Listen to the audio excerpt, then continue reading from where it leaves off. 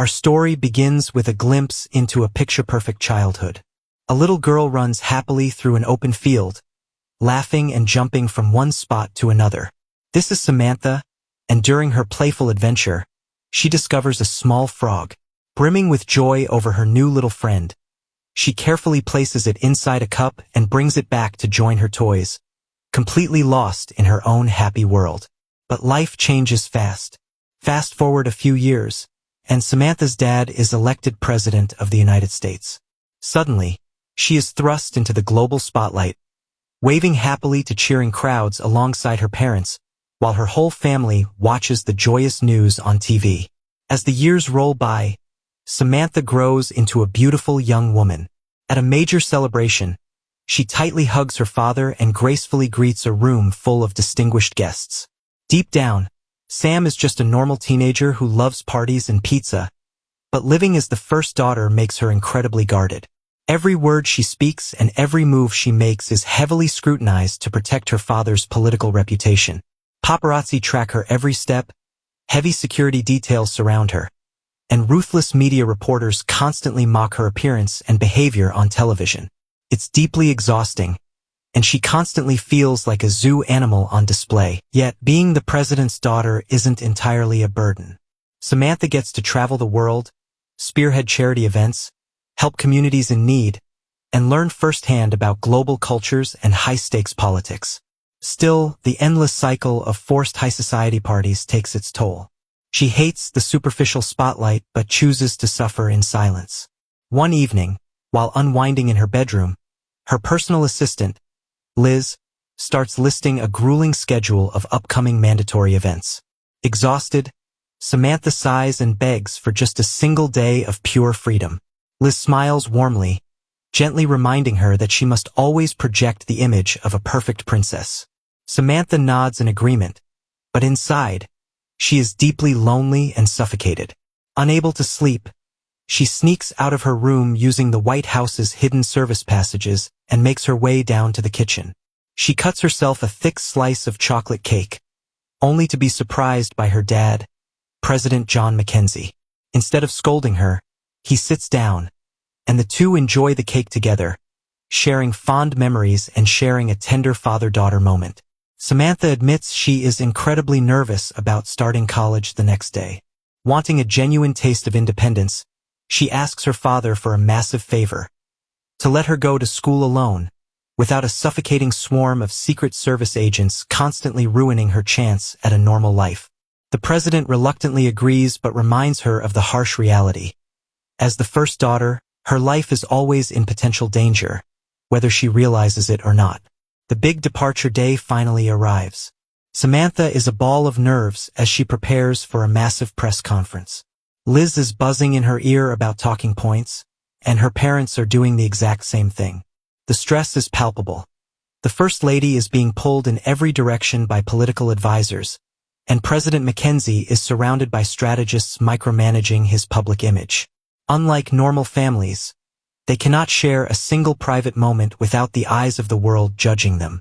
After answering a barrage of media questions, the McKenzie family boards a presidential helicopter and takes off. When they land in California, the streets are lined with thousands of cheering citizens.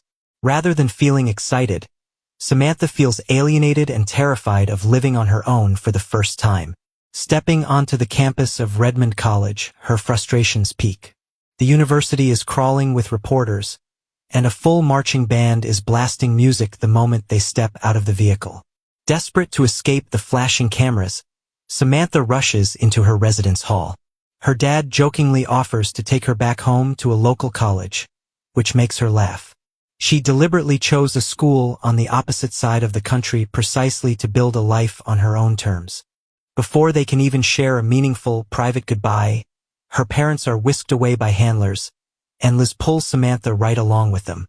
Ultimately, the family is forced to hold hands and walk out in front of a wall of reporters, putting on a show for the cameras.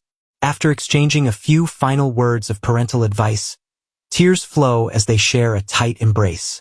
The president promises to visit as soon as his schedule allows, and as they depart, Samantha wipes away her tears and heads back to her new home.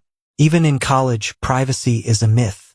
Massive Secret Service agents are stationed right outside her door. Samantha firmly tells them to back off so they don't terrify her incoming roommate. Just then, a highly confident, vibrant girl named Mia Thompson bursts through the door.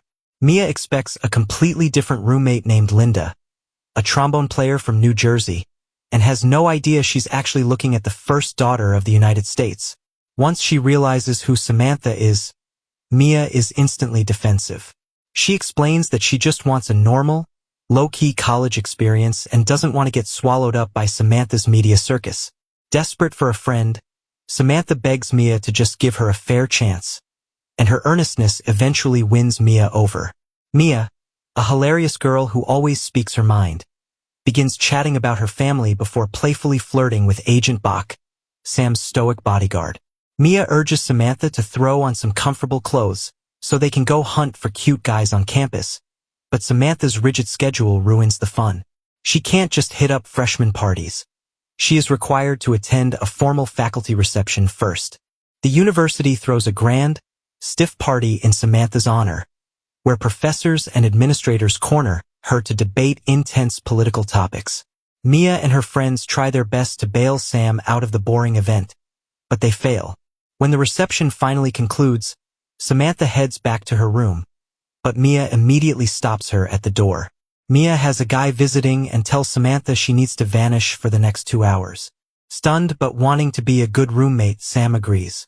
She retreats to the common lounge to watch TV, where 2 friendly students approach her.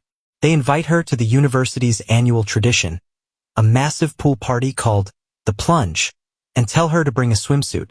Thrilled to finally receive a normal student invitation, Samantha happily accepts. The next morning marks her very first college lecture. The moment she walks in, the room falls dead silent. Right on cue, a handsome student cracks a brilliant joke that breaks the tension, drawing the attention away from her. After class, Sam tracks him down to thank him. They share a charming conversation, leaving Samantha completely smitten. Later that night, they head to the Plunge. The fun turns into a total nightmare when security agents mistake a student's harmless neon water gun for a real weapon, aggressively tackling the boy and evacuating Samantha. Humiliated and absolutely furious, Samantha storms directly into her father's mobile office on campus in nothing but her swimsuit, demanding to see the president. Deeply moved by his daughter's profound misery, President Mackenzie softens his stance and slashes her security detail down to just 2 agents who will monitor her strictly from a distance. The next day, Samantha and Mia head over to a massive outdoor slip-and-slide ramp. Samantha throws caution to the wind and slides down, colliding at the bottom with the exact same charming guy from her lecture hall. He reveals his name is James. Together, Sam, Mia, and James spend the afternoon laughing and having the time of their lives. The following day, a swarm of aggressive reporters corners Samantha on campus. Sprinting away from the crowd, she ducks into the resident advisor's office and finds James sitting inside. It turns out he is actually her floor's RA. Seeing her distress, James disguises her in his oversized hoodie and a baseball cap, slipping right past the protesters completely undetected. They hide out in a quiet local pizza shop and later a dark movie theater, talking deeply about their lives. Samantha realizes she is falling hard for James. That night, James asks her out, and the 2 sneak off campus completely unescorted for a real date, renting a rowboat on a tranquil lake and sharing their deepest vulnerabilities. When they return to the dorm, Samantha gathers her courage and passionately kisses him. The next morning, Samantha asks the Secret Service for a major favor to thank her friends, flying Mia and James to Washington, D.C., aboard Air Force One for a grand White House ball. Dressed to the nines, Samantha proudly introduces James to her social circle as her boyfriend. But the fairy tale shatters in an instant. A chaotic protest erupts outside the gates, and a rogue vehicle crashes nearby. Reacting with lethal tactical instincts, James fiercely grabs Samantha and shoves her into a secure getaway vehicle.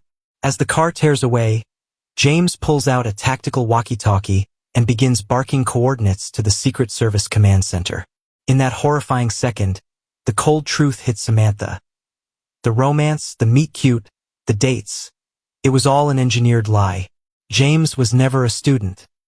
He is an undercover Secret Service agent specifically assigned to watch her. Devastated and heartbroken, Samantha returns to college acting completely unfazed, coldly locking James out as he is forced to serve openly as her bodyguard. However, the emotional pressure builds until tabloid photos of her acting out leak online. The First Lady arrives at her dorm with strict executive orders.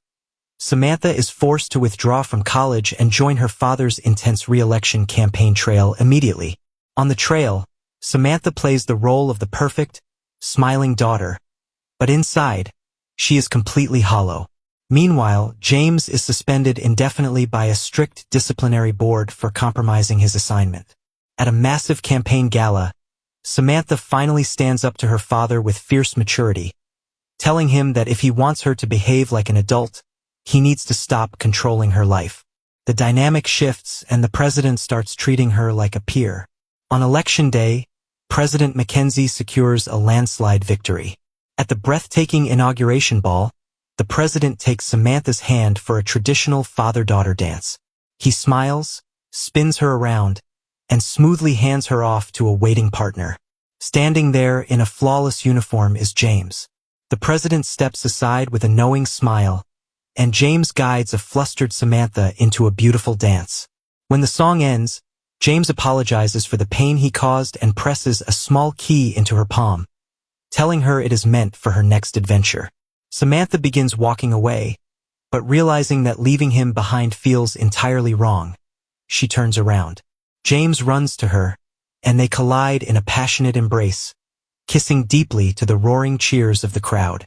James is permanently reassigned to the high-profile presidential detail, while Samantha steps outside to find her dream car waiting for her, a vintage classic Volkswagen Bug. She climbs into the driver's seat and drives off into the night, heading straight back to college, finally independent and truly free. And that is the end of the movie. If you enjoyed this recap, please don't forget to smash that like button, leave a comment with your favorite scene, and subscribe to the channel for more incredible movie recaps. Thank you so much for watching, and I'll see you in the next one.